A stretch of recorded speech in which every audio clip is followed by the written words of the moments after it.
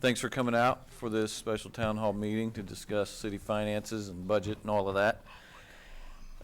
Before we get started, I just wanted to say a few things, and that is that, first of all, I want to introduce to everyone our new city attorney, Claudia Connor. We're excited that that's right.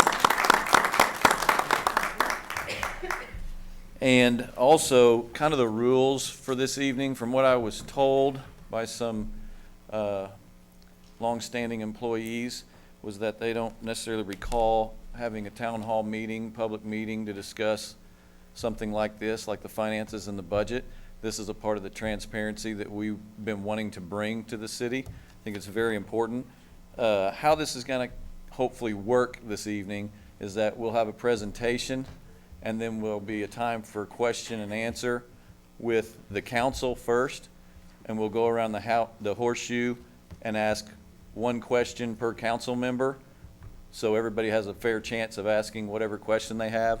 And then if there's more questions, we'll go back around until those questions are exhausted, and then we're going to allow the public to ask questions, and we would ask that one question per citizen.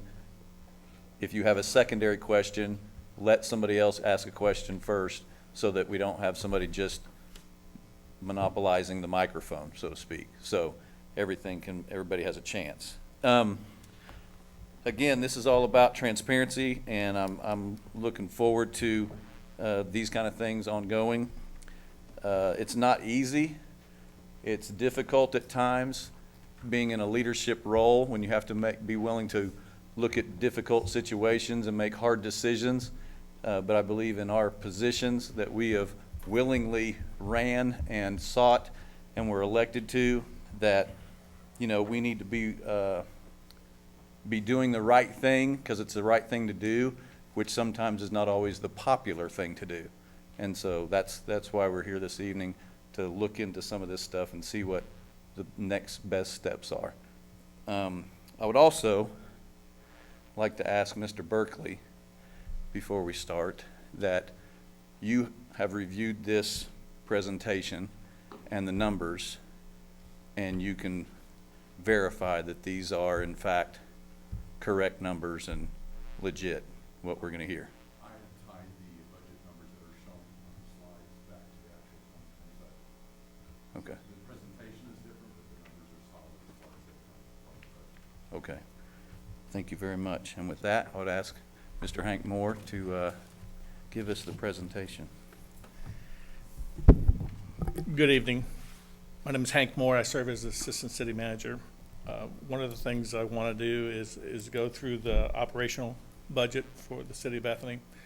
We're going to primarily focus on revenues and expenditures. We will not get off into historical budgets, nor will we get into assets and liabilities. This is pretty much a simplified version of what the city operates with and for, as far as revenues and the expenditures. And hopefully this will clarify to the public, for the council's benefit, a clearer understanding of why we have a city budget and what we hope to achieve by having a public hearing like this. This budget has already been approved, and it's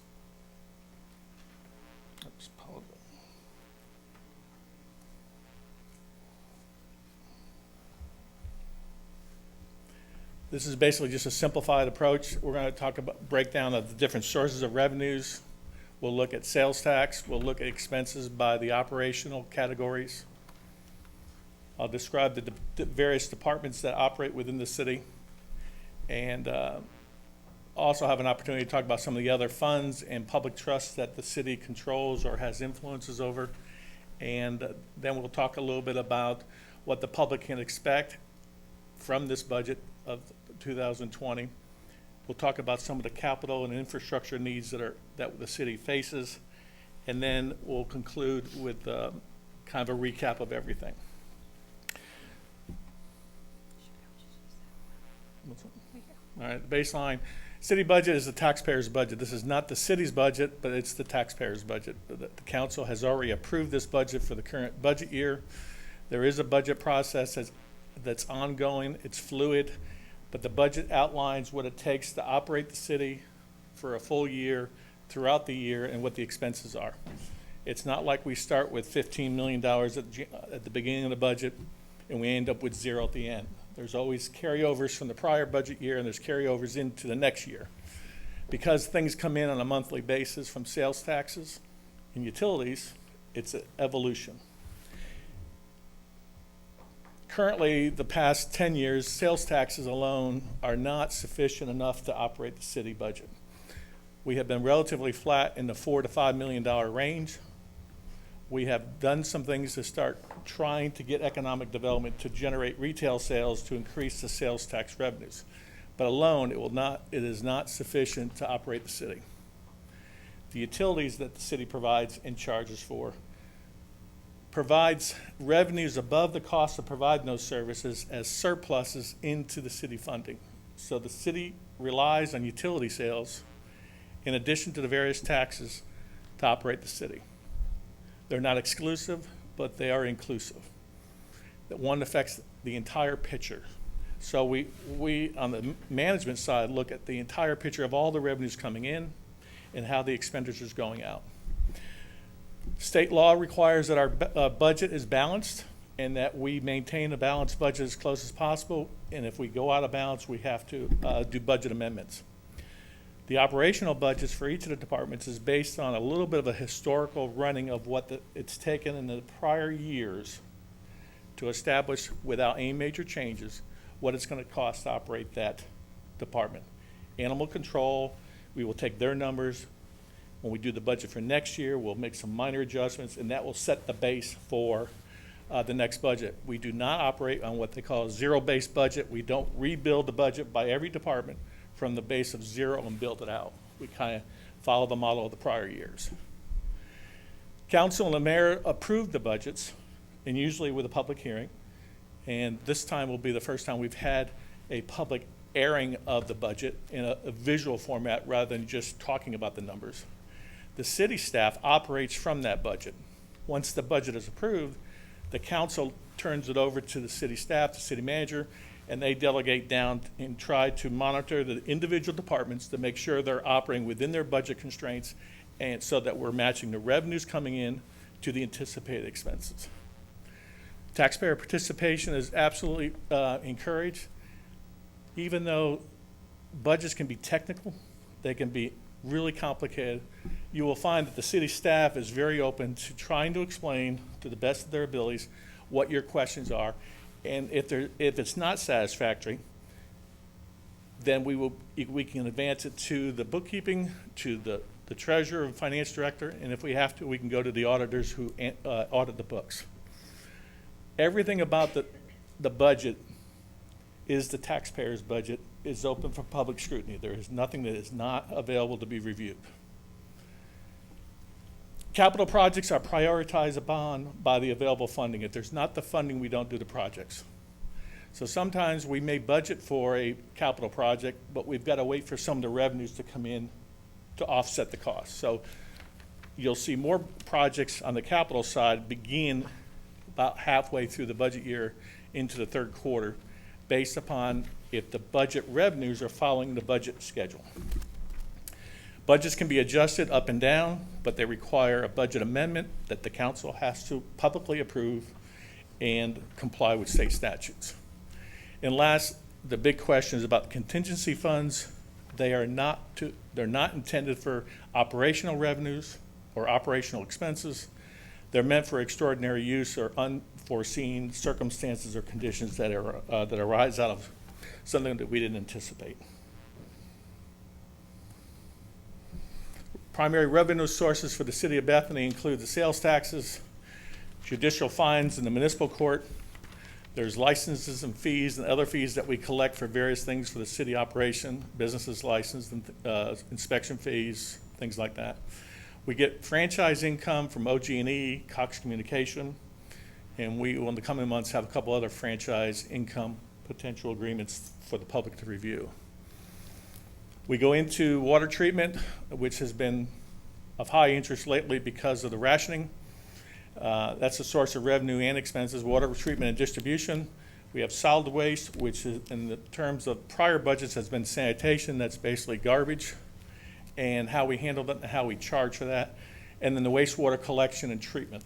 The only thing that's different is the wastewater collection is a partnership with War Acres. We operate through a trust, the wastewater treatment facility at Deer Creek, and that's a shared operation, and it's prorated by the amount of customer base.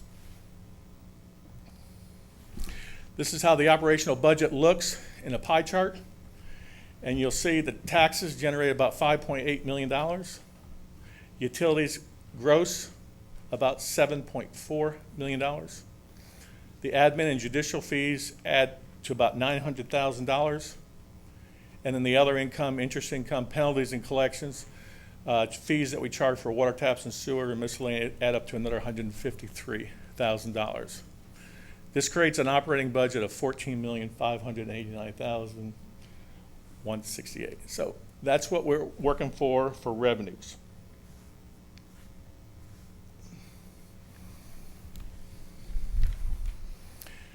Before we get further, the water treatment and distribution, solid waste, sanitary sewer, stormwater drainage is another revenue. And then collectively, as I mentioned before, the surplus for utility revenues is approximately $2.7 million. That's revenues above the cost of operating those utilities that come into the city general fund to help fund non-revenue generating departments.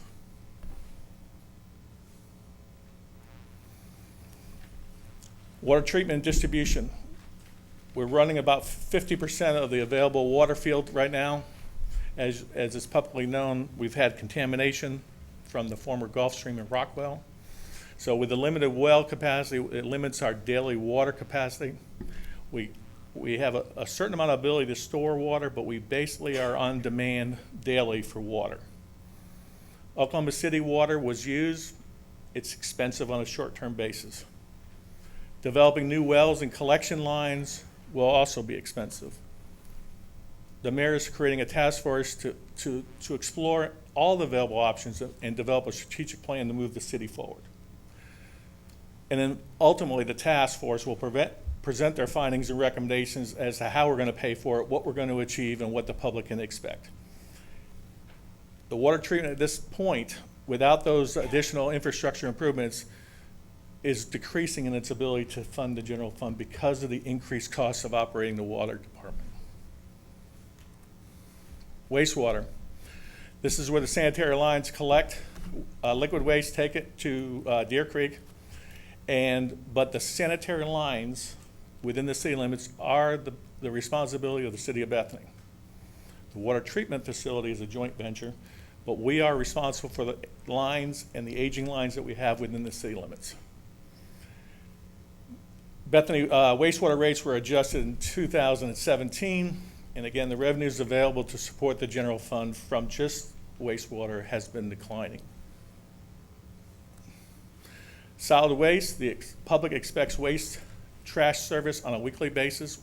Last year, we invested in 3 new sanitation trucks and a lot of poly carts in excess of $1 million.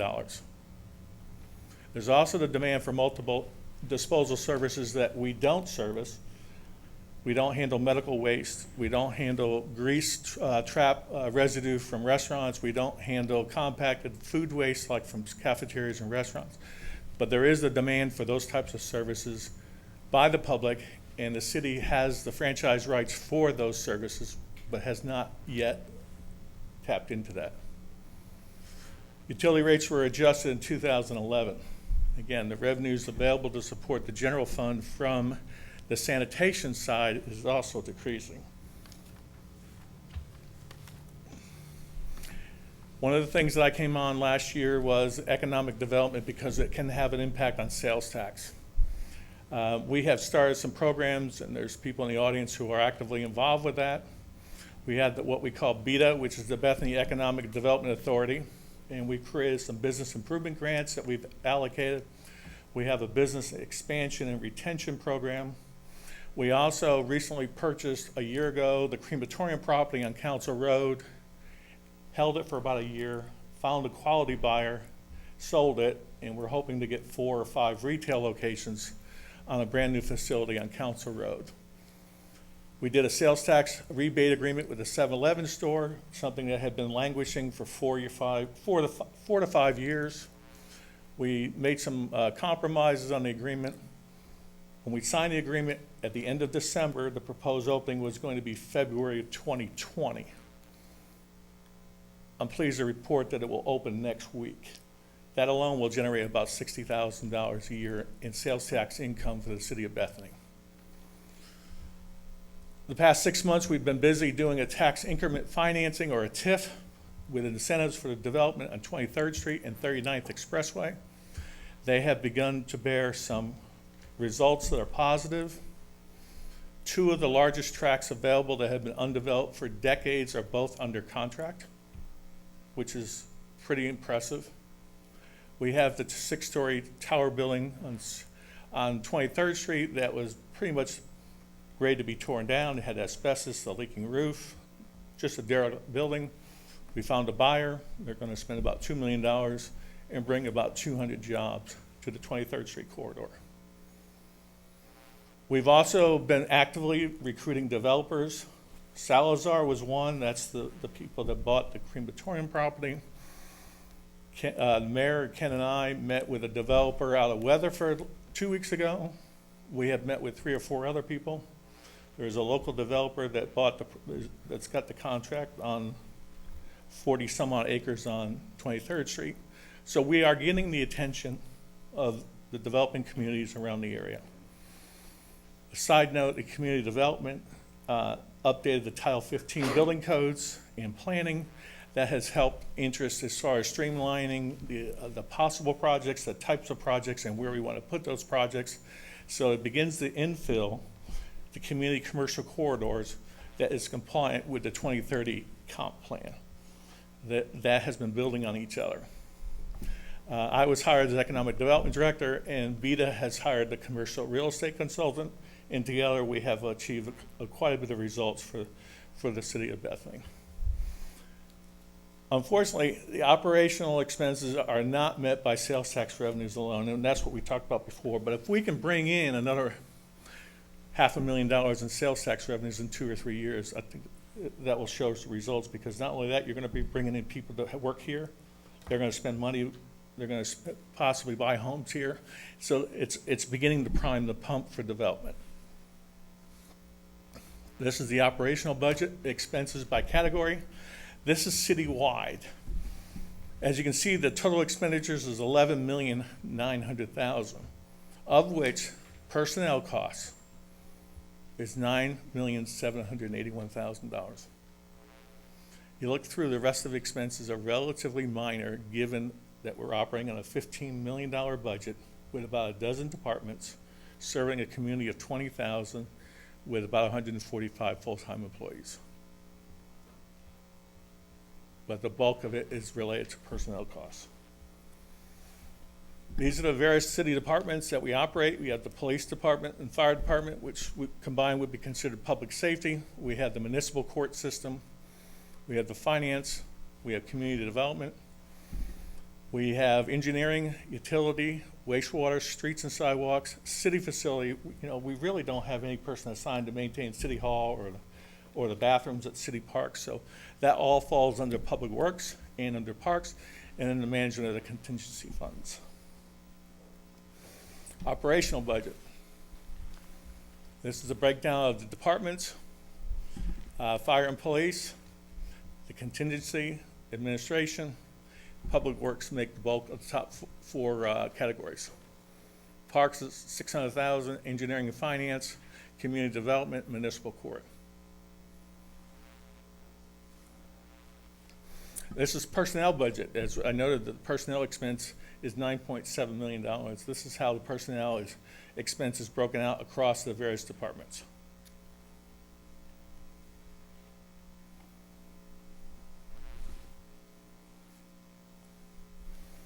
Operational budget personnel expenses of the 9.7, this is how it breaks down as far as salaries, actually payroll, then the FICA, Medicare, retirement. Health insurance is a sizable component. It's about 20% of what the salaries are. Overtime, city management manager and myself have begun looking at the overtime policies to see if we can find some savings there. And I think that with some policy changes, we can reduce some of that. Allowances are just that, a little bit of allowances. And then membership, training, and travel of $155,000. People are often confused or don't really understand what the general fund is.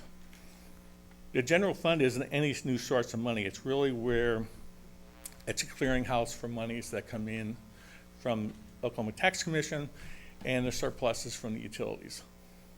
Transfers are not revenues, nor are they expenses, just transfer of the funding amounts for account balances as required by law for public accounting.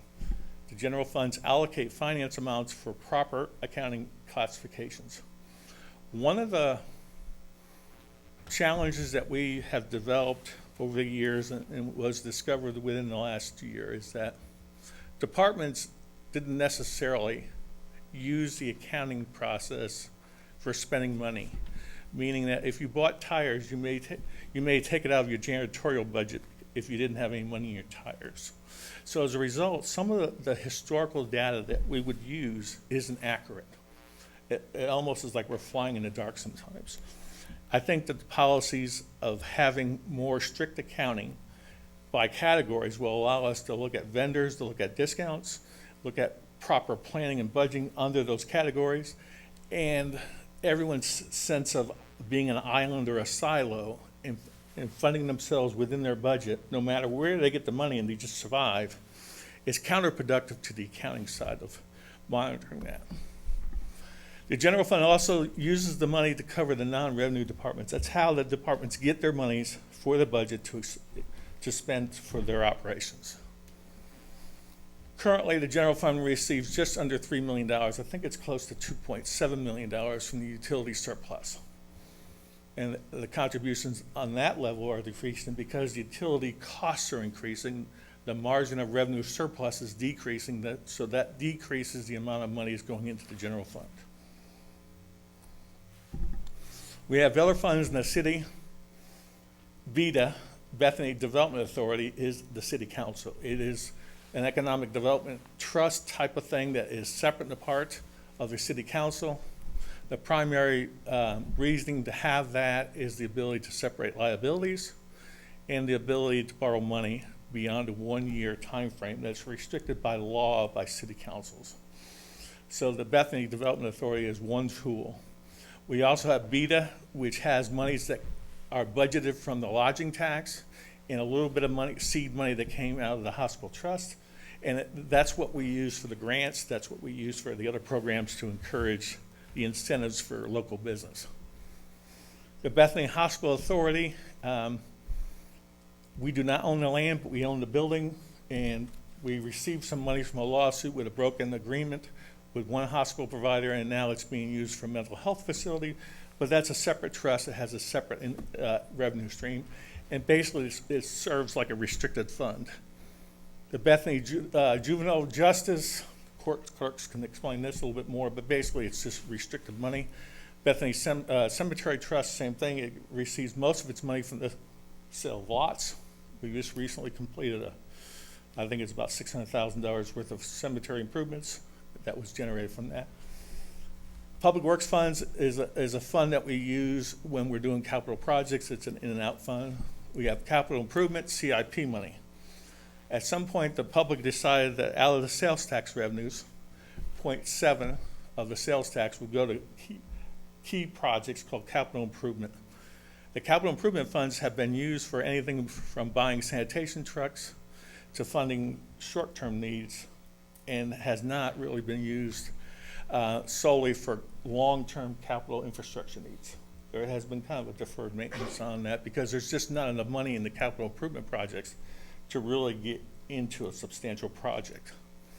Parks and Rec, they have improvement funds. Again, that's monies that we might get with a grant or matching monies, so we set that as a separate fund, and that's what that's used for. Public Safety, they have various grants and matching funds requirements that require a separate accounting, and that's what that fund is for. E911 is part of the 911 emergency call system.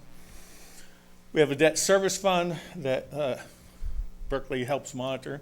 And then we have the Bethany War Acres Wastewater Trust. That is administered by 3 council members on rotating basis. One year, Bethany will have 2, and War Acres will have 1. The next year, it will reverse. Bethany will have 1, and War Acres will have 2. So it keeps a balance there. Based upon the budget that we're looking at, we can reasonably expect that a continuation of basic services, the continuation of the utilities as they are, current staffing levels, no street and sidewalk repaving projects other than perhaps filling potholes, and that public services or the public safety services will be maintained.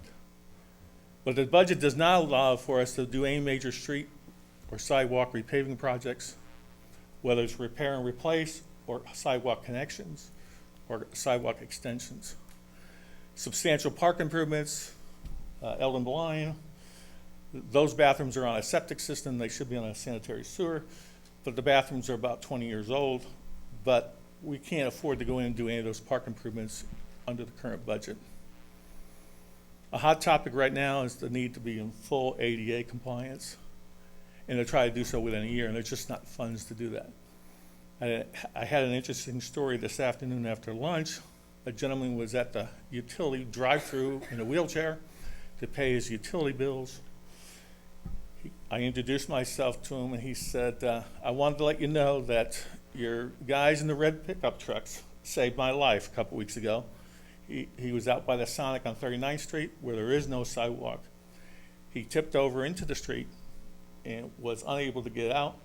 The guys, I'm assuming it's Public Works, pulled up, put their flashers on, helped him out of the chair, and helped him get out of the street. But we have some serious sidewalks and ADA access issues. So there is no question that the infrastructure in and around town is aging.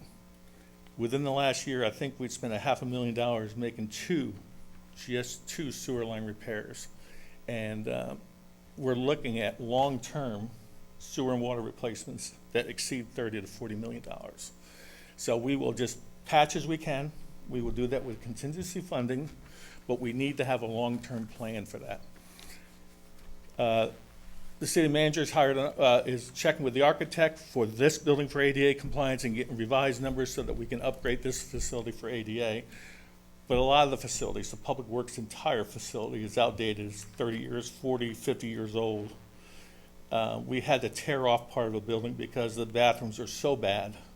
The building leaks so much water, we had mold in there, and that it was just unsuitable.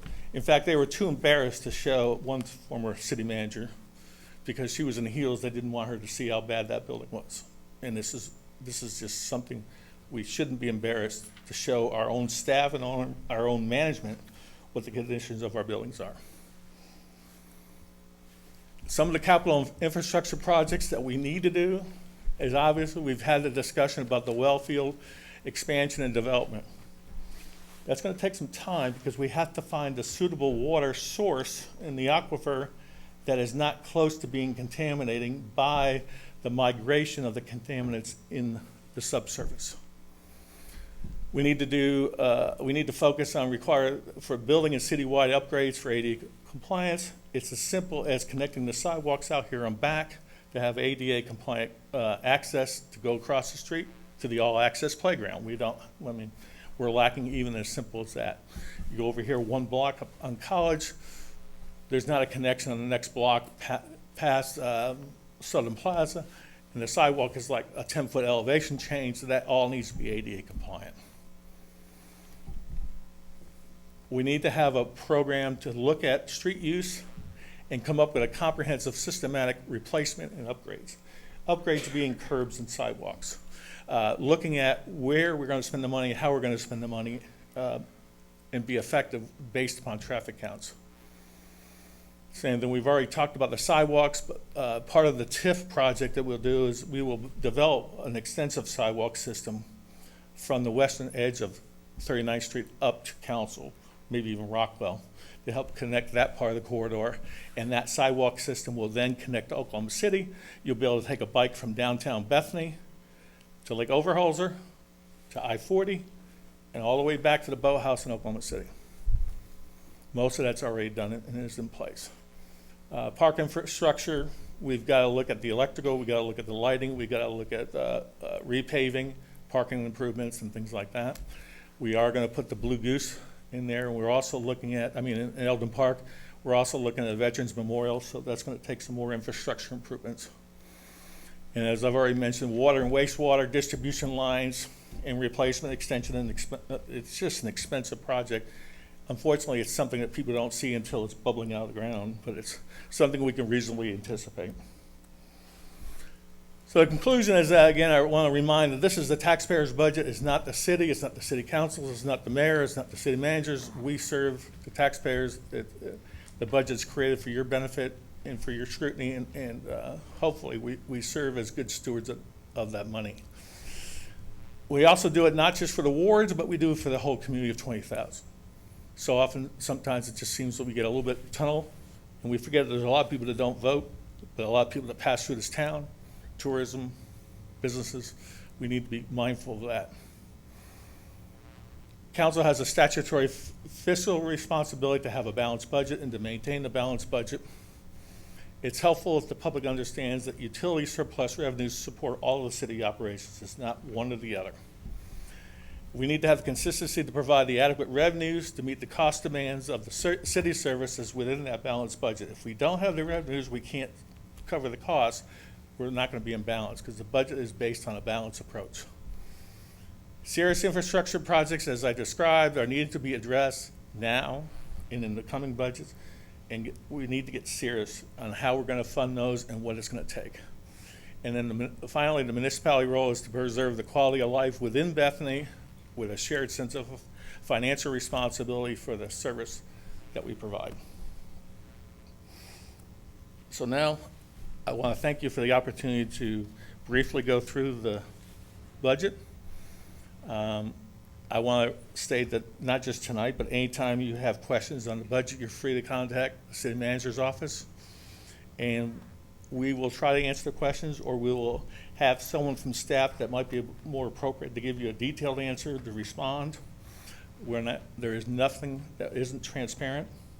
There isn't nothing that is a silly question, nor a too complicated of question. It is the city's money. It is the citizens' money. I will begin by answering questions from the city councilors first. Start with ladies first, and then we'll go around the horseshoe. If you have, try to keep it to one question, we'll move around, and we'll come back if you have follow-up or secondary questions. To be honest with you, I'm most anxious to hear what the citizens have to say, so I don't have the question at this time. Okay. SR? Yes, my question is to Mr. Berkeley. Penner, we got a $15 million budget. Is there a formula out there that stipulates what a city should be retaining for a contingency fund? They're in the budget amendments that we have. Mike, please. In the budget amendments. Just speak into that one, that's fine. In the budget amendment that was passed, there was actually stipulations that the council approved for reserve contingencies, and so that's actually specified by resolution. So My question is, based on what other cities do, is there a recommendation, is there a best practices? I mean, I've heard a minimum of 5%, I've heard as large as 10%. What do we currently have in our contingency funding within all departments right today? I don't have that number off the top of my head, but I'd be happy to calculate that and provide that to you. Is it approximately $6 million? Is that a good estimate? I would say yes, that'd be a fair statement. So that's approximately 40% of our budget. Would you agree with that? More or less, yes. Thank you.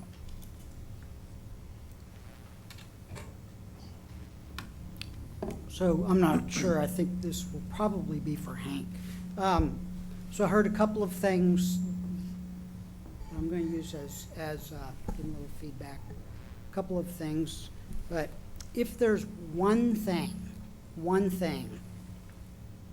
to help increase revenues and or reduce expenses, and a couple of examples, and if one of these is the magic thing. I know that you said that you'll be reviewing overtime policy, and on the other side is increase sales tax generating business. Is one of those, or is there another answer, one thing that would help build our city budget? There is not one silver bullet that's available to either do cost containment, like you're talking about, or cross revenue generation. Utilities is the most controllable city entity collectively for revenue generation. It also offers opportunities for cost containment. That singularly will be faster to addressing issues than the sales tax. Sales taxes we can't control.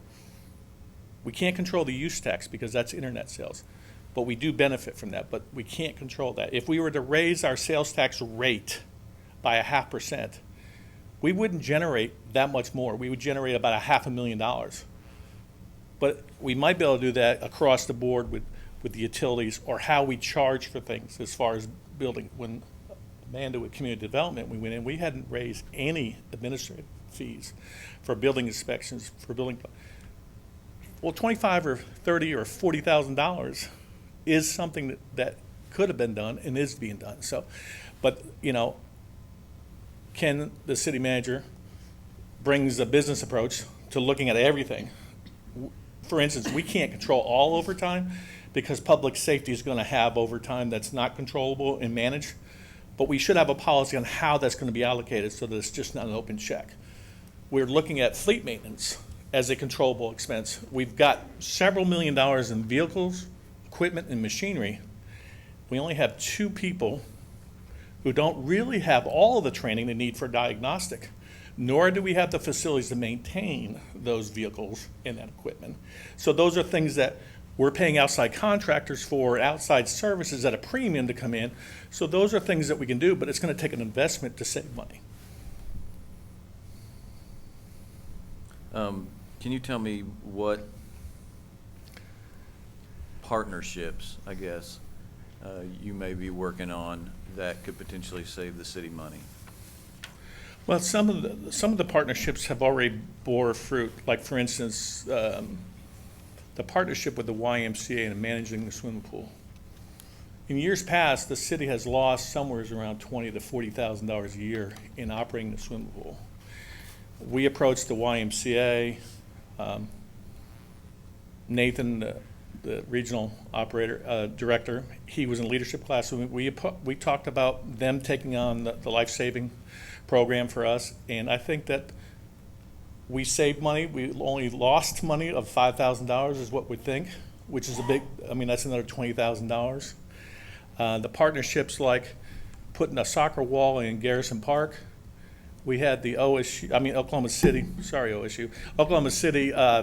Energy come in and help bring some benefactors in who helped resurface the courts and helped us with the painting. And so we probably got a 20% increase in value by partnering with the Oklahoma City Thunder. We're partnering with IBC Bank. They're gonna be a stakeholder along the 23rd Street corridor. Hopefully we'll be able to tap a relationship there that will bring community reinvestment monies that is available to us to be able to enhance some projects along the 23rd Street corridor. We will also be talking to some other banks about the same thing. What's not been done before is a lot of reserve accounts have been put in banks and financial institutions around the country, where we should bring that back locally so that the banks local have the capital from these various balances to loan out to businesses and people within the community, rather than being in New York or Chicago or Atlanta or somewhere else. I think that that's a partnership that doesn't really return money, but I think it helps economic development and the perception that our stakeholders have a vested interest in the success of Bethany. We have looked at discussions of partnering maybe. Again, I don't want to be accused of getting ahead of things, but exploring the possibilities of merging animal control and dispatching with War Acres to see if there's a cost savings that both small cities can achieve with that. We do achieve a partnership benefit from the wastewater trust agreement. Does that?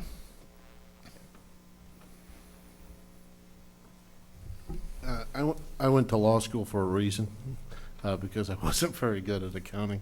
So I want to preface that, so hopefully I can try to ask this question in a way that you can respond. Okay.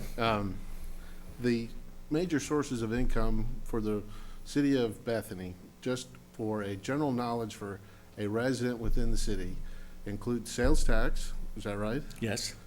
Public works fees, Yes, to a small degree, yes. and then what are the other major sources of income for the city?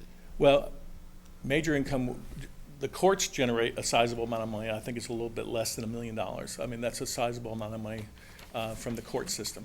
We also, the surpluses that we use from the utilities collectively is So 2.7. when you say surplus, we make money on the buying through the Bethany War Acres wastewater trust, is that correct? That's correct. So is it true if we don't have enough money to cover the budget, we can use some of the profits that we make from the Bethany War Acres wastewater trust to make budget? Is that a fair way to say it? We already do that. Okay, so to what extent does that Bethany War Acres wastewater trust income?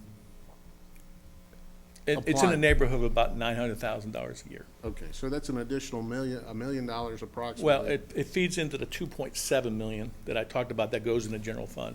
Each of the three utilities generate approximately about the same. Now, 5 or 6 years ago, they contributed 1.1, 1.2 million. So there has been a 20 to 25% decrease in the contribution into the general funds. And that's what we're talking about as far as reducing trend of surplus revenues over the operational costs of those departments coming into the general fund to help pay for fire, police, parks. Right, so if we didn't have to cut into that surplus funds, what would those funds be used for? They would be available for the city council to decide to be allocated for infrastructure or other improvements. But it's not available because we're obligated for the day-to-day operations. So what would be your recommendation to allow that to happen? How can we get to that point? We are already at that point. However, there are some other franchise agreements, there's other revenues available that we're not tapping into. And I haven't finished the cost analysis, but for instance, charging waste haulers who haul trash out of Bethany, let's say for instance SNU, the Food Commons, they hire an outside company. We don't get that sanitation revenue, nor do we have the cost. But by state statute, we have the rights to it. So the question is, we need to look at a way to charge them a franchise fee, whether it's a percentage of the fee or a flat fee or based upon tonnage, to be able to generate revenues, because they're using our streets to get to there. And they're using our streets twice because they're hauling it out, and we're not getting any benefit from it. And so that's one of the things I have begun to look at. Could you qualify that as my term is leakage? We've got revenue streams that have not been tapped that we need to search for and look at in order to create more income. Is that right? That's correct. And the same is the grease that you commonly see in restaurants, the hood extinguishing systems that have grease. They have a separate contractor that comes in and picks that up and charges them a fee for the disposal. Again, they're using our alleyways, they're using our streets to go to and from there, and we should be tapping into that because it's lost revenue. Mr. Goodwin, I feel like Mr. Palmer got 4 questions out of 1. This is a bit of a But we're all used to that, cross-examination, but it's fine. It's fine. Thank you very much, first of all, for putting this together. Excited as a freshman counselor here and getting up to speed on things to be able to see this detail, and I think also for the community to be able to revisit this on their own time and that weren't able to be here tonight is great, so thank you. My question would be, has management and staff looked at combining services to be able to provide some cost containment in certain areas? Yes and no, but first I want to thank you for taking on the chair of the Freedom Fest. That's one of the other partnerships that we hope to change the way it's been done. When it was done before, the city had a bunch of overtime and handled a bunch of the expenses in-house. The goal is that the budget has a fund of $17,000 in there for fireworks. My goal is to leave that money intact and to use what the council has approved last meeting, the OMAG, the insurance money that comes from the liability training, that 10,000 is set aside, and then I can go out to corporate entities and get some matching funds and maybe get $20,000 or $30,000. Not that we have to spend it all, but it would be available for Freedom Fest to help underwrite the Freedom Fest. That will leave all of the taxpayer money intact. I would say that the 17,000 could be used for a rainy day deal. If the fireworks was rained out and we wanted to go and have a fireworks the next day, we're gonna have expenses associated with that, so that contingency might be an escrow account that just perpetuates forward. As far as cost containment, yes, the city management has looked at things like fleet maintenance, and I brought that up earlier before. The police department have a separate maintenance agreement with Roberts for typical oil changing, diagnostic, and they're reasonably priced, and it's a fair deal, and I think they give prompt and good service, and it's a Bethany business. However, if we've got facility, we're not using the same facility for all the vehicles. So there's a disparity there about whether one department is doing something different than the other department, and whether we should merge them, or we should take all these and go to Roberts together, or maybe we get a bigger provider and get a cost savings. Those are just questions to ask and to explore. And I think it's worth exploring, because if you could save some money. 3 weeks ago, I took former Councilor Paul Todd out to the, where we take the waste, lime waste, and we allow the sludge to dry out. We went out and took samples. We paid almost $200,000 to have someone else come in and haul that off. Now, I think that there's something that can be done with that, because obviously the people coming in are making money with it somehow. There's no reason why we can't explore that. Oklahoma City and Edmond sell theirs, so why are we paying $200,000 to have it hauled off? It's just a question, but it's a business approach of profit and losses, balanced budget. I'm looking at that. I'm also looking at other cost-saving measures in public works, which I'm not prepared to. But again, the way we've always done it, or why we need to do it differently, is because the expenses are different, and the need to do things differently is upon us. We have new technology, and we have new labor skills. We ought to tap into that and get some savings for the taxpayers. Anybody else on the, yeah, absolutely. Councilor Goodwin, I just wanted to add something. It's very difficult to combine departments in a city because they operate so disparately. We did do some reorganization through the financial department of the city. We've also done some of it in Public Works. And we're gonna realize about a $30,000 a year savings just from those reorganizations. But as Hank said, we've been asking questions and looking at everything. And because of the change in management, I think I'm the 8th or 9th guy to sit in this chair in about 2.5 years, you can see that a lot of things have been neglected, and so there's just lots of opportunities out there to look at things and do them better and actually provide service and do it at a cheaper cost. And so that's been our goal. So we've done a little bit of reorganization, but it's very difficult within a city because the departments are so different. Are there any other questions from council? Yes, I just want one clarification, Mr. Mayor. This is again to Mr. Penner. Under the operational budgets, 82% personnel cost, is that an accurate number? Are we spending 82% of our budgets on salaries and benefits to our employees? 82%. Thank you. Anyone else? Any other questions? Well, that follow-up is the 82%. After that, after we pay our employees, and we obviously want to do that, the remaining funds are used for what? Everything else? Everything else. And, you know, some departments are higher percentage than that, and some are lower percentages than that, so, but that's across the entire organization.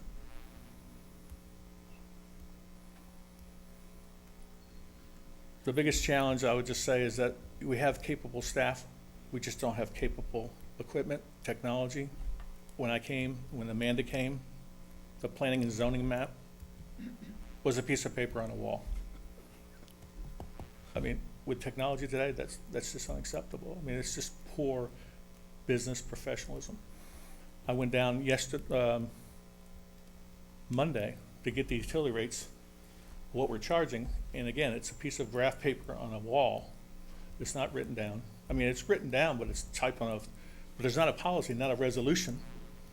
There's not a formal thing. And the more you look into things, the more things have been pushed off because we didn't have the personality or we didn't have the management's insistence that it be done that way. And as the city manager stated, Ken is the 9th person that's sat in this chair in 3 years. So you haven't had a consistency of shepherding a budget from one year to the other. You haven't had a shepherd to make sure the budgets are followed in. And when you have chaos with the city manager, no one knows what to do, so they all just hunker down and nothing gets done, nothing progresses, and no one wants to take any chances with that. And that's crippled the organization the last 3 years. You have a question? I have a question. It sounds like we've talked about a lot of the issues in the budget, but in my mind, I think we got what I would call low-hanging fruit. We've got some things that we can do now that don't cost a lot of money that could lead to substantial savings if we're consistently applying those methods. Is that a fair statement? That is a fair statement. Within a month of Ken taking the helm of the city manager in the senior staff meeting, he asked that each department, as we were approaching this budget, to come back to him with some type of proposal of what each department can offer in savings between the 5 and 10%. A lot of departments didn't respond. So that's part of what Ken asked me to step into, is to begin looking and asking those questions and following up and giving the city manager some valid input about what is real and what's perceived and what can be more effective and really be more accountable to the taxpayers. I'd like to hear from the citizens if there are no more questions from the council. Is there anyone in the audience that has a question? And we probably need it on the microphone so the people at home can hear. Hi, Crystal Davis, Ward 4. As I've been paying more attention lately, I'm just going to call them what I view and what a lot of citizens view as vanity projects are happening in the city. So we're talking about the soccer wall, we're talking about the Blue Goose, even the Freedom Festival. There are some concerns about the expenses with that. I just want to know how much of our budget is going towards the fun stuff and what we are doing to try to find corporate sponsors, to find community support in order to bring those costs down, because the reality is we have so many infrastructure projects in the city that have been neglected that we need to be prioritizing.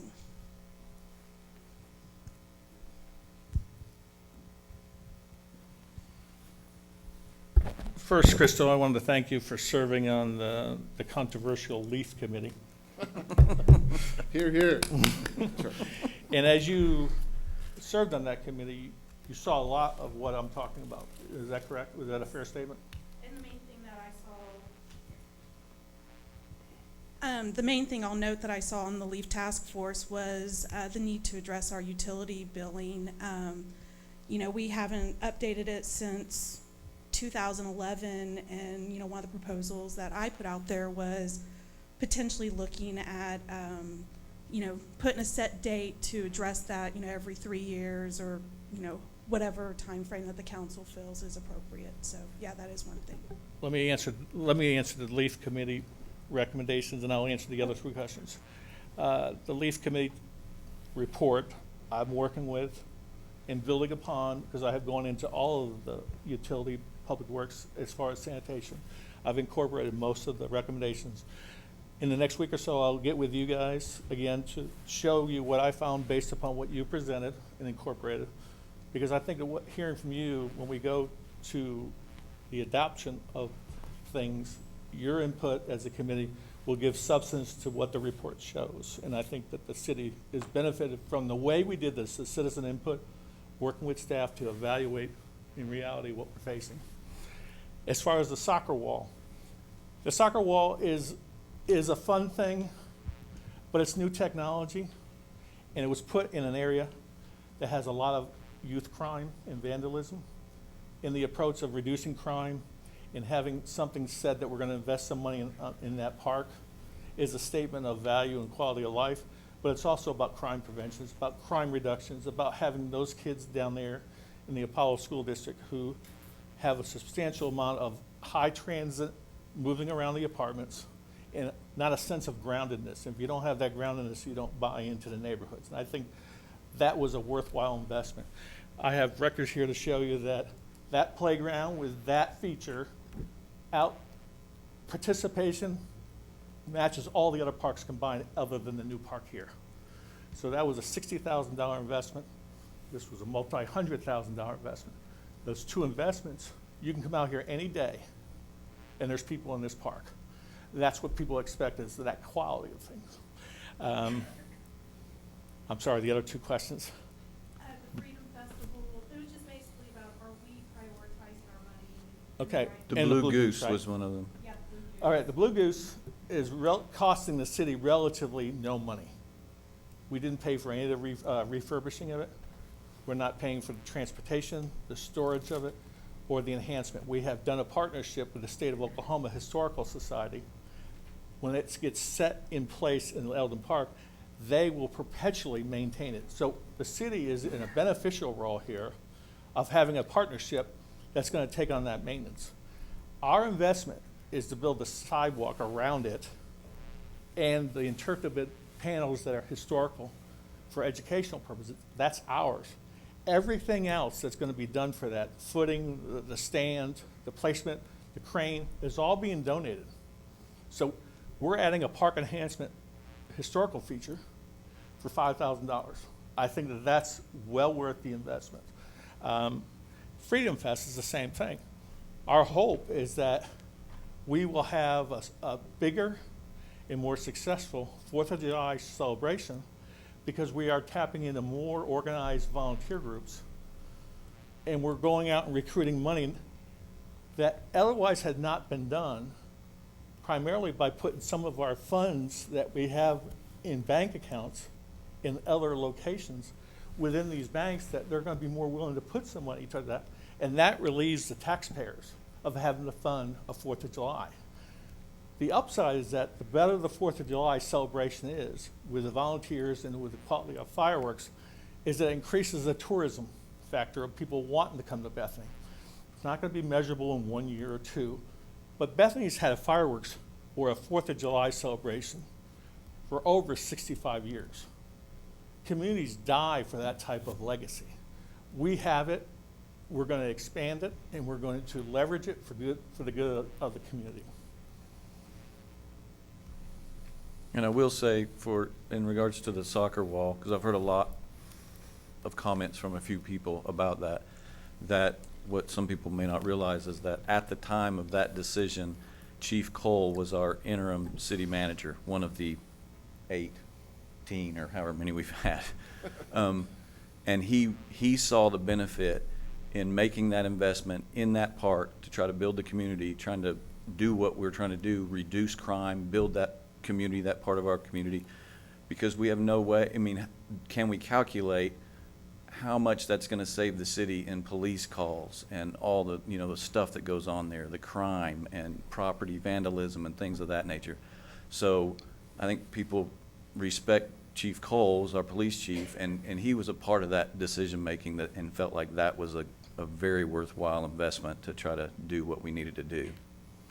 One of the other things that is related to what Crystal had brought up is the TIF programs that we're looking at. The TIF programs have a feature that allow us to set aside a certain amount of money from the TIF for the benefit of the public. For instance, out of the 39th Street Expressway project, there's about $7 million that's available for the city to use for infrastructure and other things, capital improvement projects, that's not directly related to the development, that will benefit the city. And that may be the sidewalk that comes up, it may be paying for one water well development. Those are things that we would be paying for with taxpayer monies that the developer is going to be fronting as part of his risk in doing the development. So I think that that's a good way for us to get some projects done without having to do a general obligation bond or doing a revenue bond. Is there anyone with a question? Yes, or probably whoever's closest to the mic at the time. My name is Janice Gunter. I live on Gleason, and I would like to address that I live in the park that, next to the park where the soccer wall was put. I definitely appreciate it.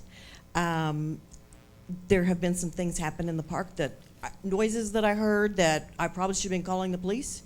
And I said, if it keeps going on, I will, and if it stops, well, I guess I'll be okay. My question to you is, what amount of money will it take to make our city ADA compliant?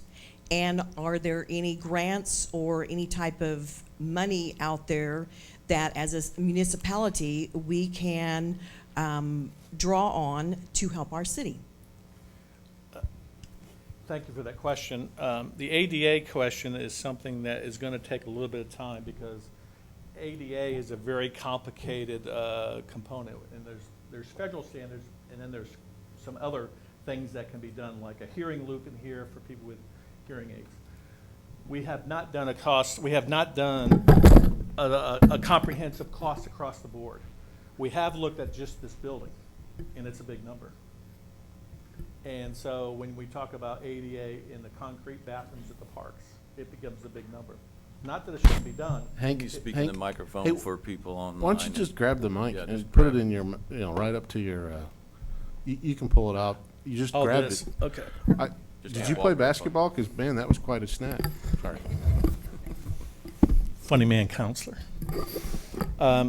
So Ken has started that. We're visiting with an architect on this building, and we're getting some cost updates. Once we do that, that will be a priority to do that so the citizens can participate in this building with an ADA compliant building. But it's going to take time to do an inventory and then go out and do a cost analysis. But the cost analysis, it'll have to be fluid because it'll take a while and the costs will change. But we do need to develop that comprehensive list, and that's going to take a consultant, which means an allocation of funding to do that, and it's most definitely worthwhile. It's one of the to-do lists that the city manager has started. And again, I think that there's a lot of ADA individuals out here who don't want to be identified as ADA, but we need to work to make the facilities and the city accessible. Mr. Mayor? Are you about to ask a question? No, I'm going to make a comment. Can I do that? Oh, man. At one point, there was some discussion about hiring a grant writer or an employee or somebody that we could use to apply for grants. And I love your point related to the fact that there are a lot of available grants that we could apply for in order to supplement funding for projects. And that's something that the council's looked into, and I think it's a good way to begin the process to try to find funds for, in fact, we had an ACOG grant that we applied for in order to change the lighting over here on 36th with this yellow light. And the ACOG, I'm on the board, and they have enterprise zones, and of course it was right on the edge, and it didn't quite fit. It was kind of a square peg in a round hole. But the city employees, community development, they've all attempted to look into the grant issue, and that's a issue that's at play and is in the process of being looked at, and we're trying to apply and get whatever we can. So, Well, the challenge, and there's absolutely monies out there, you just need to know about it. And unfortunately, we don't maintain that consistency of either having a staff person dedicated to that, because we didn't budget for a staff person that is a grant writer specialist, because you got ACOG, you got the DOT, you got the Department of Commerce with the GBD grants. There's federal grants with Route 66, I'm sure, that we could be available for. There's state grants. There's healthy lifestyle grants. There's just a lot of things out there, and it takes a lot of diligence to find them. And then there is the data gathering, and then there's the record keeping, and then there's the follow-up. And we are not really geared for that. We don't, but we should be. It's an untapped opportunity, but it's not going to bear fruit immediately. So if the city council decides they want to do that and pursue that on a consistent basis, we missed the community block grant last year because the timeline for submission passed because we're so busy focusing on our individual departments. And I think that we need to look at opportunities either to hire a consultant and pay them based upon the grant amount or some other formula, or we really invest in a facility for someone to do grant writing. And I will say that the ADA compliancy staff started working on that and worked with an architect, started that 2 years ago, 2.5 years ago. And they had gotten it to the point where we were about to, pull the trigger on it'll have to be phased in just for this building. And then a new city manager came in and revisited that whole project and added to the architectural drawing bill. And so that has been something that, it's not like I'm waking up yesterday and started working on. So that's something, but I think we're close to start trying to look at how we implement the first phase. Mr. Moore, I would like some clarification, because way back when the ADA first started, I was under the impression that you didn't have to comply with it unless you were doing construction, and then you had to bring that, whatever you were doing the construction or remodel on, you had to bring it up to ADA at that time. It wasn't that you had to make everything ADA compliant right now. And so I don't know if that has changed, or if there was a deadline when everything had to be ADA compliant. Well, there's a fairness about being ADA compliant by the strictest level of enforcement. But right now, if you had someone that wanted to run for office for city council, they could not get access to the council. There's not a wheelchair accessibility issue. There's not a wheelchair accessibility to the second floor. The doorways are too narrow. The bathrooms are inadequate. It's about fairness. It's about to the public. And yes, it's been postponed because of cost considerations. I mean, that's just the reality of it. And that's what I said. We would have to evaluate the priority of what full compliance is. We got an all-access playground here, but we don't have all-access to the playground. Okay, but my question is there a deadline where everything has to be ADA compliant? I think the deadline's already passed, and once you have someone that wants accessibility to a public building and makes the demand for that, and you're not responsive, then you open yourself up to some So litigation. when you say you think it because of someone's convenience, but I'm talking about a legal law. I would ask the city attorney to interject. I will look into that. I think, I can just say off the top of my head, which is probably not a good thing to do, that you are required, not just under construction, but there's some historical buildings that may not be required to be brought up to ADA compliancy, but a public building needs to be ADA compliant under the law. Not to mention what you mentioned, the fairness aspect, that all citizens deserve the ability to come into their place of government. So, which is not a legal opinion, but I just thank you for letting me say that. I will say that OML, in regards to grants, OML has a program called Grant Finder that for like $50, I mean, gives us access to search out what grants are out there and available. OML being the Oklahoma Municipal League. Could I expand on that just a little bit? Yes, ma'am. I've been through the OML training for the grant writing. Those grants are available a dime a dozen. One of the examples that they gave us was like, you may only get $50 towards something in a grant that were very easy to write. Some of them were more complicated, the process that she talked about. But that $50 might buy something, 3 or 4 of them might buy something to put on the fire truck or in the police cars, or they add up. Those little things add up. Now, whether we would get enough to employ, there's some rules in that grant writing, what can and cannot be done, and who's writing the grant. But there are people out there that's all they do is municipal grant writing.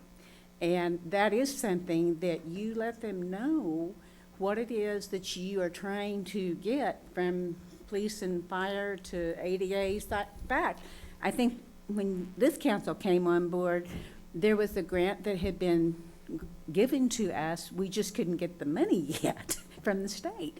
And so that is another issue that you have to deal with sometime, but the money's there. And we do need to work on trying to get that done more because it's there to be used. We don't have as many as we used to 10 years ago, but it is there, and we do need to be working toward that. You had a question? I just have one question. On the published budget and the website, it shows a a discrepancy between what's been presented tonight. For instance, in the general fund, it shows total revenue estimated at 17.2 million. And for the Bethany PWA, you're showing revenue of 34.1 million. Why is there such a discrepancy between what's published and approved in the resolution of the council and the 14 million that's being presented tonight? Both in revenue and expenditures. We'll let Mr. Berkeley address that. What was shown in the presentation tonight focused on operations only. And so if you pull out the operations aspects from the 2020 approved budget, you'll be able to validate the data in the slides. So why is the other money in the approved budget? What's it from? I'm not sure. Why past budgets, and I know we're not going to go into detail on those or discuss them, past budgets were operational. This one has much more money in it as an approved budget than your operational budget. Why? Is that mic on, Berkeley? Sorry, I turned it off. There's contingency, there's debt service, there's other aspects of the budget that were not presented in the slideshow tonight. We're getting a picture so that all of us in the room could understand it and start to wrap our head around it, because not everybody in this room, especially in this seat, can fully wrap their head around the details of a municipal budget. So we're trying, this is an education for you. The focus of tonight's presentation was on the operational revenues and the operational expenses. Mayor, can I say something on that? Sure. Yeah, if I could expand on that a little bit. I think the operational budget is what we're seeing here tonight. The other monies that are in there could make up some of the trust funds. It could make up some of the contingencies, as Berkeley was saying. It could make up some carryover funds. For instance, we still have, what, $2 or $3 million in the library trust fund, Berkeley? Right, so there's some money in there that have to be shown in the budget, but it's not available for operations, and I think that's the difference. Am I correct in saying that, Berkeley? Did I say that correct? There are certain funds and budgeted funds which are fully restricted. Right. They're not the day-to-day operations. Right. And there is also, I think there's 3 or 4 notes and obligations that a little over $1 million that's basically long-term payment that's not carried out of the operations. That's would be part of that, the gap. And if you would, I mean, if people would like to have a more in-depth advanced class on Bethany Budget 101 to cover those kind of questions so you can get a greater understanding, I bet they would be willing to do that. That'd be Bethany Budget Class 201, Oh, correct? yes, 201, my bad. Yes, Mayor, can I go back just a little bit? yes. And answer your question a little bit better, and that there is no grandfather clause under Title II of the ADA. City governments must provide program access for people with disabilities to a whole range of city services and programs. There are some ways they can do it that I won't go into here, but I can discuss with you afterwards. So thank you for letting me go back a little bit. We have another question? His question actually reminded me of mine. Earlier today, I tried to see if the audited financials were published, and the most recent audited financials are not online. Do you have an ETA as to when those will be available? The FY18 is not online, or are you referring to FY19? Microphone, Berkeley, sorry. Are you referring to, he's asking, referring to the budget year of 18 or the budget year of 19? 19, because that ended in June, am I correct? That's the one that got presented at the account. Incomplete at this point. Okay. That's the one that we got a report on like 3 weeks ago, right? That was 18. Okay. Included on 3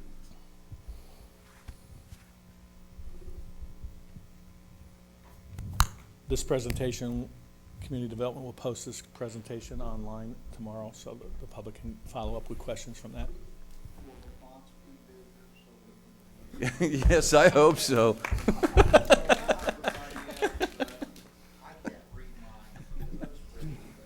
We can print I'm off a sorry, larger copy we for need you. to put that on. I don't think everybody heard that, but the fonts will be bigger, is that right? Yeah, we won't be putting 3 on the page. If I can give him mine, he can read mine. so. Okay.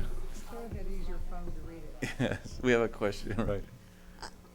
I don't understand, why doesn't any of the property tax money that I send to the county come back to Bethany? That's a very good question. We're the only state of the 50 that does not get property taxes, and it goes back to the state's constitution. Constitution was a populist type of constitution, and they just did not want big government, and they never foresaw the cost accelerations that we face.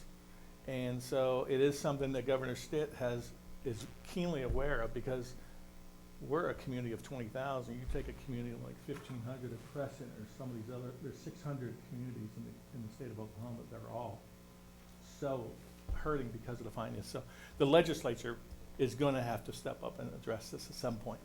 But until then, we're still responsible for our things.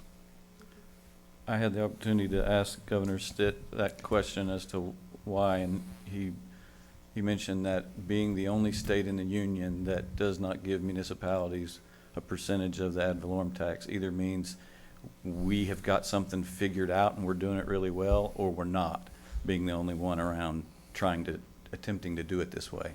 I agree, that's something that needs to be changed. Any other questions? Chris Powell, Ward 1. Organizations are largely only as good as their people. And I've seen a lot of different organizations from the ground floor as to how they operate. And obviously, as SR pointed out, the personnel is the big chunk of our budget.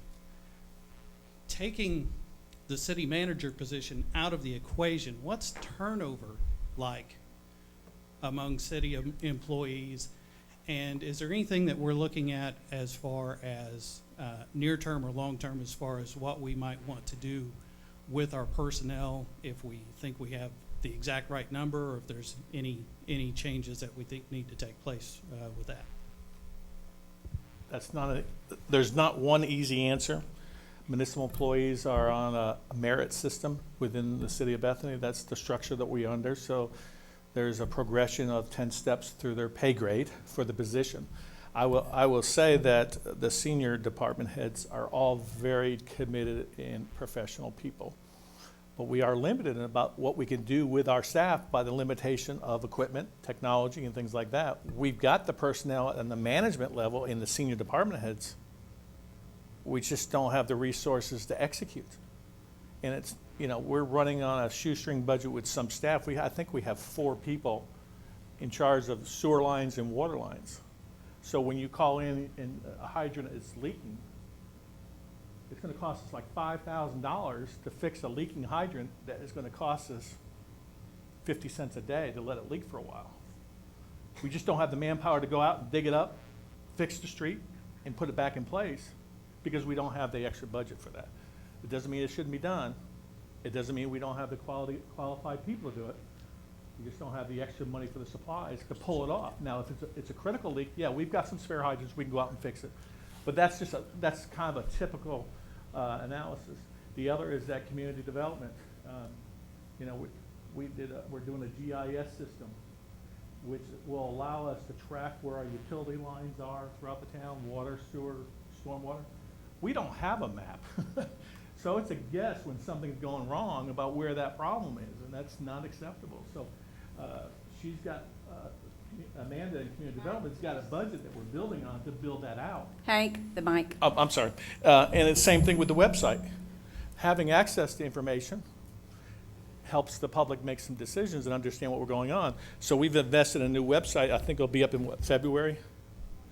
And again, we've got the people to lead the technology change, but we've got to come to council and appropriate the funds to do that and demonstrate what we need to do. The court system and the police department and the fire department, they got pretty much what they need. And when they need something new because of changes with the mutual aid agreements with Oklahoma City, or communications, or records and backup, the monies are set aside for that. I mean, so we do our best to keep up with that. It's just that some things have been left, like the fleet maintenance. It's a little two-car garage bay. and we've got a couple $1 million. This is something. Let's that's let Ken address your question as well. Yeah, if I could address the turnover question. I've been here for 5 months, and I've seen almost no turnover. We've lost no senior management, no supervisory level personnel. We've lost some people at the entry-level position, which you kind of expect to have turnover there because they come in at the lowest rate. Sometimes they learn how to do the job, and then they go somewhere else. We are about to lose a couple of police officers, but they're moving to a different state because of families and that sort of thing. So we really don't have a lot of turnover. I was surprised over the last 5 months. So I think our people are paid competitively. We have good supervisors. I think they're treated well. So I just don't think we have a turnover problem here in Bethany. Yes, ma'am, or question?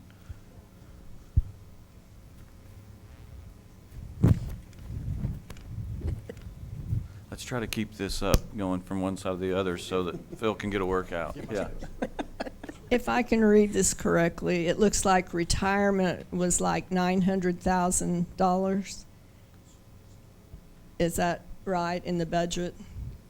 Well, that's okay. But my question is, the city uses a defined benefit retirement plan. People might be interested to know the difference between a defined benefit, a contribution defined plan, or a profit sharing plan. And the city would save money if they would switch to a profit sharing plan for their retirees. I know that that would be a situation where you would have to grandfather in the ones that are already on the defined benefit, but the new people coming on could be put on a profit sharing plan.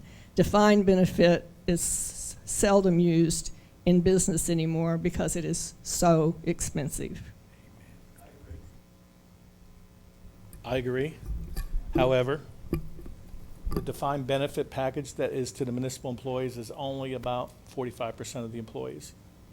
The rest, the police union and fire unions have a separate type of retirement program that we contribute to by contract. City management has a different program altogether too. So it's not the same retirement system across the board. And so I agree with what you're saying.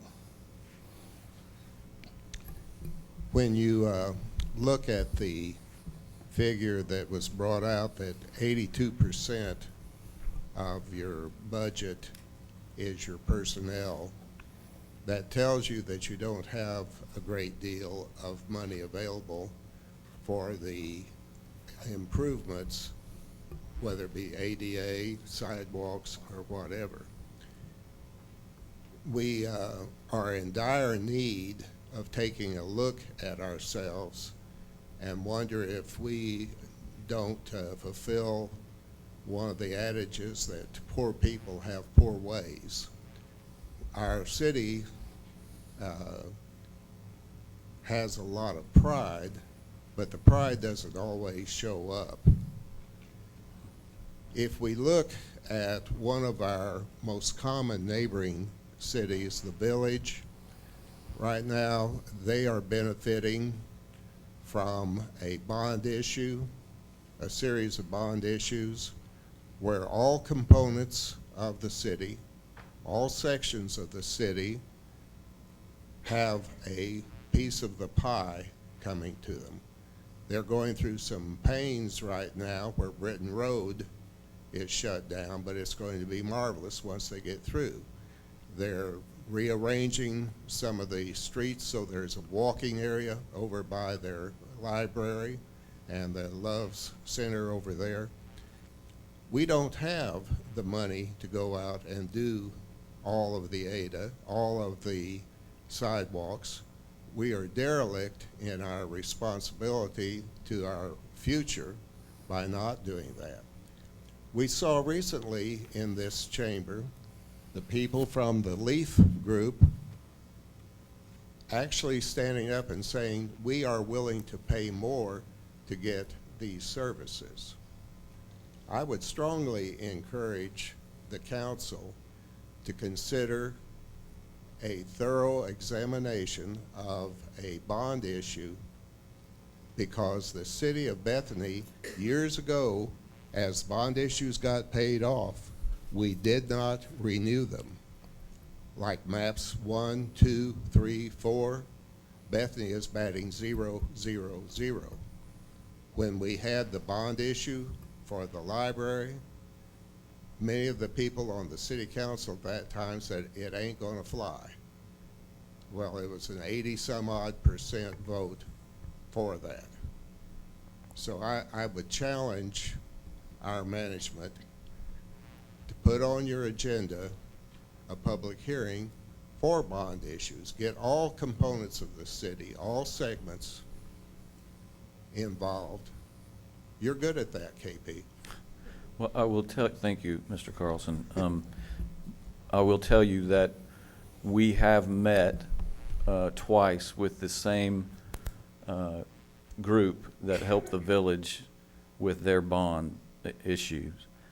And we wanted to make sure and wait, because at the time, it was just before this last election, and we wanted to wait till this council got in place, and we will be having those meetings, continuing those. We've met with them twice, but I agree with you. That is something we have to pursue, and we have to do a better job of renewing those things. We have to, if you keep doing what you've always done, you're going to keep getting what you've always gotten. And, you know, what was it, George Costanza said on, Fraser one time, something to the effect of, because nothing they've ever done has ever worked, they're now going to do the complete opposite of everything they've always done in hopes of getting some kind of progress. And so we do need to look at some things and see how we've done it historically and pull the trigger on trying to do it a different way. So, Well, Mr. Mayor, if I may, that's how cities maintain their infrastructure. A large part of their budgets are related to these 5-year rolling general obligation bonds. And I totally agree with Mr. Carlson to the extent we need to prioritize our infrastructure and figure out a plan to put it together so that we can equally identify areas throughout the whole city and then put them on a list and present those to the residents and say it's going to cost X amount of money.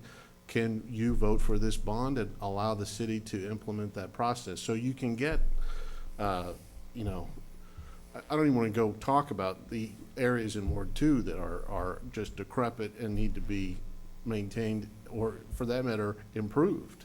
So, I mean, I totally agree with Mr. Carlson's comment, and I appreciate the opportunity to discuss these issues because the public needs to understand where we're coming from and how we're doing it and where we need to go. And the bottom line is we have to do this together. We can't nitpick. I mean, we can to a point, but if we're not cooperating together to get to where we need to be, we're not going to go anywhere. And that's the details.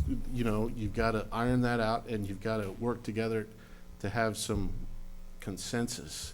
And I'm hoping that this is just the beginning of the process, and I'm excited. I think KP can cast the vision, and we've got to get people involved. That people need to understand that the city is what you want it to be. If you are unwilling to participate and you don't have an idea of how you want to fix the problem, then quit complaining about it. You have to participate. And whether that's your skill set, whatever it is, find a way to participate in this city so that you can make it better, and we'll go a long way. I will agree that everybody on a bond issue, that all areas of the city needs to be benefiting. I know in the past the city's tried to pass different bond issues that failed, and part of it was because you're asking citizens all over the city to pay for something that's only benefiting one little area of the city. That's not going to work. If you're going to go to the trouble to do these bond elections and these issues, then every area of the city needs to have some benefit coming out of it. I agree with that. One of the things I want to caution, or just being a realist here, is that Bethany, when you start trying to compare us to other communities, it sort of is a disservice because other communities don't have what we have, and they don't have the expenses we have in some regard. The Oklahoma Municipal Management Services put out a comparison of about a dozen communities of our size, and we are $4 million in sales and use tax, where everyone else, other than one city, is at 10 and above. So that's a $6 million difference. War Acres has twice as much sales tax revenues. Other communities have different services. Some of them have Oklahoma City Fire, Oklahoma City Police. Some people have Oklahoma City Trash. Some people buy Oklahoma City Water or Sewer. Those are all options that we can go for cost sharing or cost savings. But if the public insists on being standalone and we have our own services, then we have to find a way to pay for that. We are below a third as per capita of what we pay for our city services compared to other cities of similar size. So other cities that were paying $500 a person towards municipal services, we're paying like $234. And as I discussed with council, the easiest is to put a comparison as to what city services as a whole is costing us $200 per person. But if you look at what different departments cost and you put them on a monthly basis, we have to look at whether we can do it cheaper than having someone else do it. That has to be equally onto that. The ability to borrow money to do the cost infrastructure, we still have operational expenses that are not that.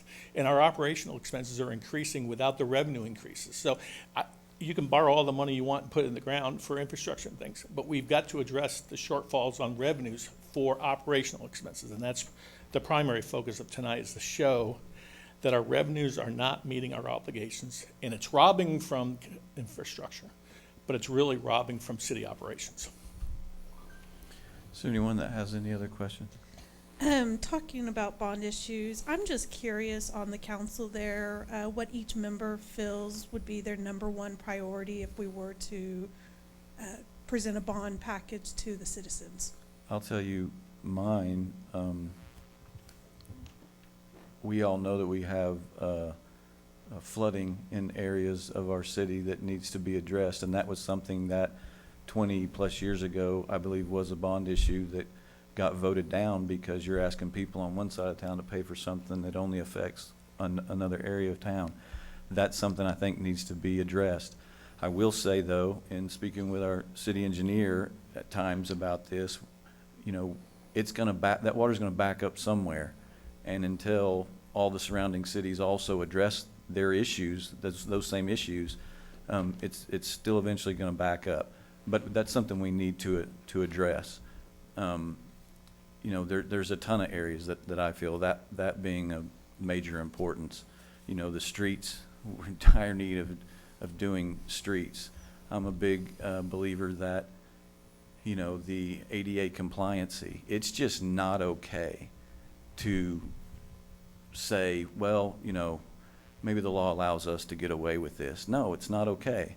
We have part of our Bethany family are confined to wheelchairs or, you know, have hearing aids or whatever the case may be. We need to address those things. They're a part of the family. It's not okay to try to skirt by that. And so there's a lot of areas, but those are the important areas. They're not, maybe contrary to popular belief, I'm not only into all the vanity projects, but we look at those projects and try to see how is that going to benefit the quality of life for our citizens, like the soccer wall or things of that nature.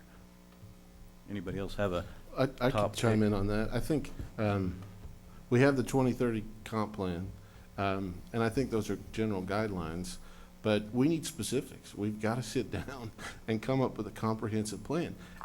When I say comprehensive, I mean, you know, give me some details and set some deadlines and identify the problems and equally address those throughout the city, and find a way to propose that to the residents of Bethany and ensure that their funds are going to be used in order to complete those projects in the way they should be done.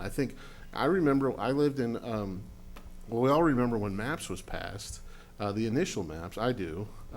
There was a big question about whether or not, well, you know, they're going to get millions of dollars to put in a canal. I mean, we don't need a canal, and, you know, all of that, you know, discussion or whatever. But the fact is, Oklahoma City had planned, and now they're on MAPS 4. I mean, it's almost like, in my opinion, they're finding ways to spend money on a lot of projects that are just kind of like, whoa. I mean, we're going to get a downtown aquarium and all that kind of stuff. But the fact is, Mayor Norick and that council sat down and said, I've got a vision for the next 20 years or the next 10 years, and we're going to put pen to paper and find a plan. And it's taken a while to get to the point where we're comfortable as a council related to, in my opinion, how we're going to operate and where we're going to spend our money. But I'm encouraged by the town hall meeting because we've discussed all these issues. We've got everything out in the open. We're transparent about how we're going to communicate with the residents, and here's what we need to do, and we're going to try to propose a plan to get to that point. And that's the exciting part, because we don't need to dwell on the negative. I think we need to dwell on the positive and dwell on the opportunity that we have so that, my kids are going to, stay in town and live in Bethany because this is where they grew up, and we have comparable services for every surrounding municipality because we had the foresight to get to that point. And we're there. And we have tangible tools to use right now. And we want the residents and the public to stand with us shoulder by shoulder. I kind of get choked up to think about it because we're going to move forward together and we're going to do it the right way. And we need support and help to get to that point. Mr. Goodwin, what would be your top priority on a bond issue? Yeah, one of the first things, my mom had long-term chronic illness, was in a wheelchair and various things, so ADA is very personal to me, and not just in the city services, but and buildings, but across the board, and that might be something that we be visionary and that our town is inclusive and equitable to people in those situations. So that would be one of the first things on mine. And I think also could be somewhat disingenuous in that there really has to be a way to listen to other parts of the city for me to know what is needed there. I can have an idea or a perception, but might be totally not what is needed. I know in my neighborhood, the drainage is a huge issue, but the ADA and then drainage would probably be my top two. Mr. Knapp? I think across the board, across the city, we need infrastructure, replacements, improvements, streets, ADA compliance. I don't like to use the word ADA compliance because it's like, yeah, we're adhering to the law, but it's accessibility. That's how I refer to that. Accessibility to take a wheelchair, your own wheelchair, down the sidewalk as far as you want to go. So those are some of those things. And again, these are across the board, across the whole city. Mr. Hunter? The obvious problem we're dealing with today is our water problem. The gold standard at some point in our future is going to be the water standard. There's water problems globally, and here in our little community, we have a major problem just providing clean drinking water. Now, to me, everything else is secondary. We can get by with a pothole or two, but we cannot survive without clean drinking water. That would be my priority. Thank you. Mrs. Larson? I can remember, I'm a little older than you two gentlemen, when the maps was a dream. And we're not Oklahoma City, and we're probably not going to have maps, 1, 2, 3, 4, maybe ABC. Maps presented as it was initially isn't anything, anywhere close to what we're seeing in Oklahoma City right now. And I envision that could happen here in Bethany as well. What we, this council, or even 2 or 3 councils back, envisioned that where we could be 20, 30, 50 years ago. I can remember sitting on a council talking about 5 or 10 years from now, and I'm thinking, why not 50 years? And that's how the 2030 plan actually came to be, because there were a bunch of us that were pushing to see the future further down. What do I see right now as our primary issue is the water and the infrastructure. Because if we don't have that solid foundation as we move forward, that's what Oklahoma City did. They took care of their infrastructure first. And we are encouraging development, and we are very limited with those things to get more businesses in here, to sustain them. We want to be able to support them before they ever come. So as far as what should we start with the bond issue, there were some really good suggestions on the presentation tonight, and I put them in a little different order, 1, 2, 3, 4, 5, 6, from what they were listed. Infrastructure being right there at the very top, and along with the water. So that's where I come from. My thinking is I would love, when my time up is on this council, for all of this council, to have laid the groundwork for the next 5 councils, as far as I'm concerned. Yes, they're gonna change it. We know that. They're gonna have different technology and new ideas, but at least we lay a foundation. We've done that with the comp plan, and it's already time to change it. Look at it and see what needs to be done to bring it up to date. So we need to be excited about that. I get goosebumps about that. But we gotta take care of that foundation first, and we have to be prudent in the way we do it. You and I, in the very beginning, talked about the hearing in this issue, because this is very personal to me. And you were gracious enough to bring me in here to try something that's being used in Oklahoma City. It's not for this city. That particular situation is not, but there's other things available that are, in my opinion, of course. But we have to go to the people that are gonna be using ADA, and you have to talk to them. I can remember we having a roofing issue on the council, an agenda item, and nobody had talked to the roofer. And so we tabled that, and we had to change that ordinance a little bit. We need to be doing that ahead of time. We need to be talking to the people that are directly affected, the people we're developing for, the people we're gonna do ADA for, the people that need infrastructure changes. So, sorry for my speech, but that's where I am. No, that's perfectly fine, and we are gonna have to figure out how to wrap this up, because I'm starving. Mr. But no, dude, no, hold on. Just, can I have one more no, comment? hold on. But on the bond issue, I do feel, because out of sight, out of mind. The water lines, the water situation, nobody thinks about it till it's an issue. The sewer lines, the stormwater lines, all those things. Those are not the sexy, feel-good topics of discussion that we all like, ooh, let's go replace all the sewer lines. That'd be great. But I feel like on a bond issue, if we're gonna have a street, we all want the streets. For everything that we really wanna see, the feel-good stuff, we need to be addressing equally, at least equally, the out of sight, out of mind things, because that's the kind of thing that has gone untouched for many years. And like he said, we have an aging infrastructure, and from what our city engineer has told me, that if we were to replace it all today, if we had that ability, it would be about $350 million. And it's lines that are 60 years old in some places. And so, like he said, what do? We wait until something implodes and we go and we fix it. And sometimes that will cost us, like we know, about $250,000. And that all comes out of what we would really like to be filling potholes with. And so on these bond issues, if we have a nice street that appears because of that, or sidewalks, we equally need to be addressing these things that are deep down in the ground that we have to have. And I agree, water, that's absolutely. So I will conclude that, thank you for the opportunity to help the citizens and the council come to some consensus. It feeds into the narrative of the 30-30 plan that you have embarked on to begin looking at a 10-year plan. So this sets that stage in a very nice way.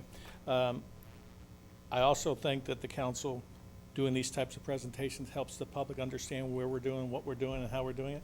And I look forward to doing this presentation before we adopt the next budget so we can get some citizen input as to what we're doing. Again, I appreciate the opportunity to present before the council. Thank you.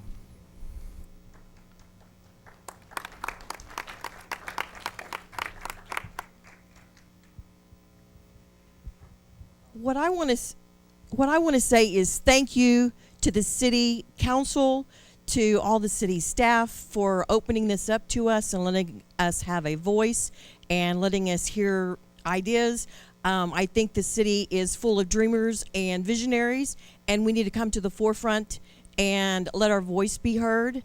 The Bible says where there's no vision, the people perish, and I don't intend on perishing, and I intend on taking everybody with me into the promised land.